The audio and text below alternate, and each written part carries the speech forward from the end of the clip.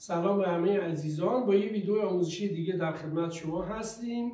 امروز میخوام بدنه سطحی اکووک رو برای شما مونتاژ کنم و موتور روی اون نصب کنم.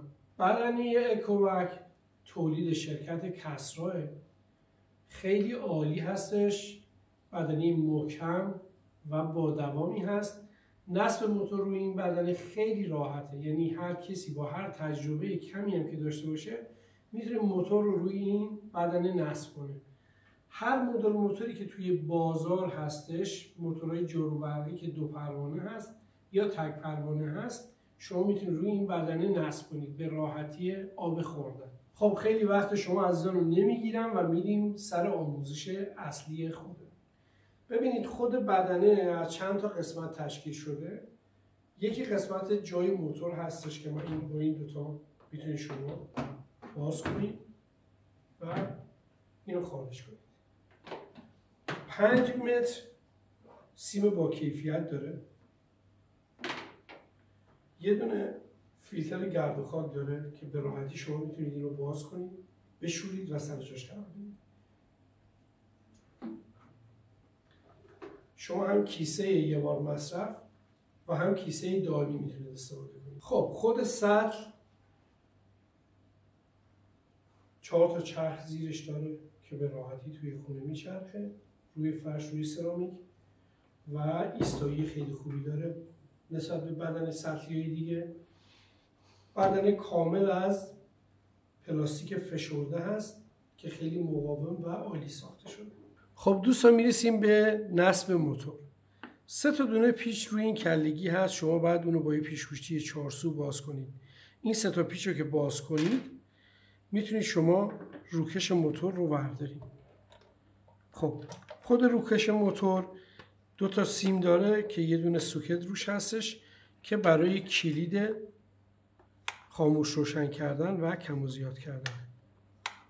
کلید بسیار با کیفیتی هستش. این هم 2 تا رشته‌ای هستش که برق و موتور رو برای شما تامین میکنه از این کابل 5 متری. خب اینو کنار میذاریم. تو این قسمت پایینی یه دونه برد هستش که 4 تا سوکت داره و 2 تا رشته سیم از قبل آماده کرده خود شرکت برای نصب موتور هستش. اینا رو همه براتون دونه دونه توضیح میدم. اینجا 6 تا دونه پیچ خودکار هست. بعد اونا رو شما باز کنید. من اینا رو باز میکنم برای وقتی ویدیو گرفته نشه من ویدیو رو قطع میکنم. خب دوستان من این 6 تا دونه پیچ رو باز کردم. این قسمت هم خودش میتونید بلند کنید، خیلی راحته. این 2 تا قسمت بریدگی برای جای زغال خود موتور ازش رد میشه، جای زغالی موتور.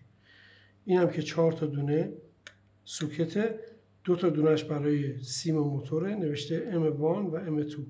حالا نول و فاز، یعنی 2 تا سر برق میاد اینجا، 2 تا سر سیم موتور هم میره اینجا.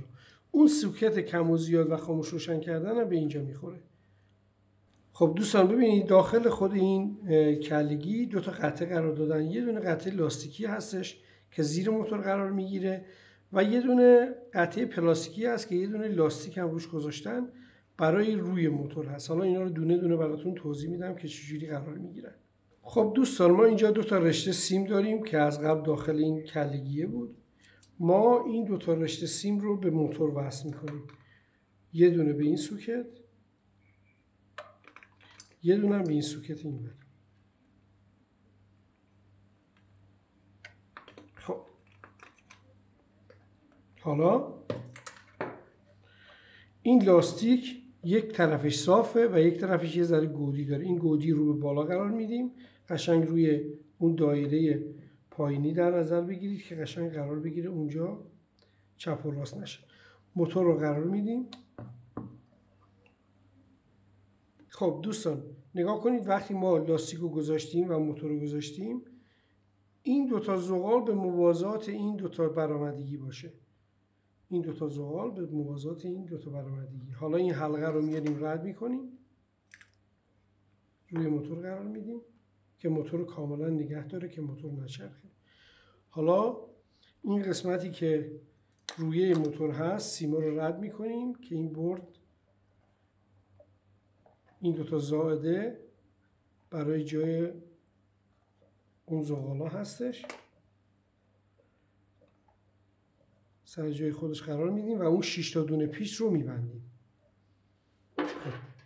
خب دوستان، وقتی این 6 تا دونه پیچ رو شما محکم کردین، دیگه موتور تکون نمیخوره، سر جای خودش قرار گرفته. حالا چه کار میکنیم؟ این دوتا سیم موتور رو به دوتا سوکت موتور که نوشته M1 و M2 اینا رو ما دوتا نصب میکنیم، سر جای خودشون قرار میدیم. دقت کنید که اینا درست انجام بشه.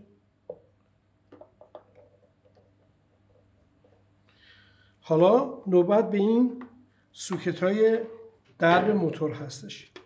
یه دونه سوکت داریم که به خود ولوم وصله، به این سوکت سفید جای سوکتی نصب میکنیم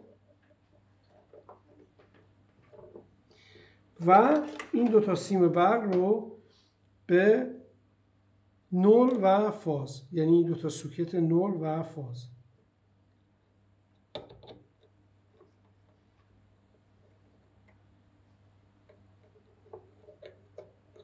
خب اینجا کار تمومه، ما همه سیما رو وصل کردیم، سر جای خودشون قرار دارن. شما میتونید دیگه درب موتور رو بذارید به همون صورتی که قبلا بوده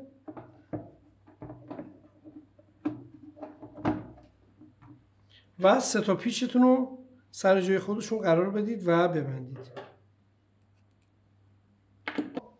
مونتاژ رو انجام دادیم، موتور رو قرار دادیم سر جای خودش. حالا شما وقتی میخواین استفاده کنید کیسه رو سر جای خودش قرار بدین و گردگیر رو بذارین و کلگی موتور رو بذارین سر جای خودش و این دوتا چفت رو ببندید.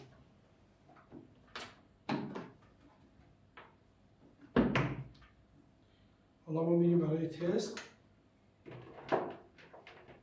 خب دوستان، حالا ما میریم برای تست جاروبرقی. موتور رو نصب کردیم، حالا من کابلم به پریز برق زدم.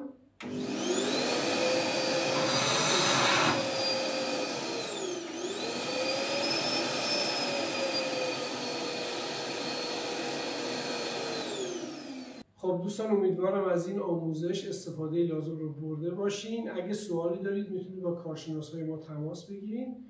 برای سفارش این محصول چه به صورت عمده چه به صورت تکی میتونید با کارشناسای ما تماس بگیرید. روی خود سایت ما هستش، میتونید اونجا خرید انجام بدین، یا اینکه به صورت حضوری مشتریان عزیزی که میخوان توی تهران حضوری خرید بکنن میتونن بیان دم فروشگاه و خرید خودشون رو انجام بدن. امیدوارم موفق و پیروز باشید.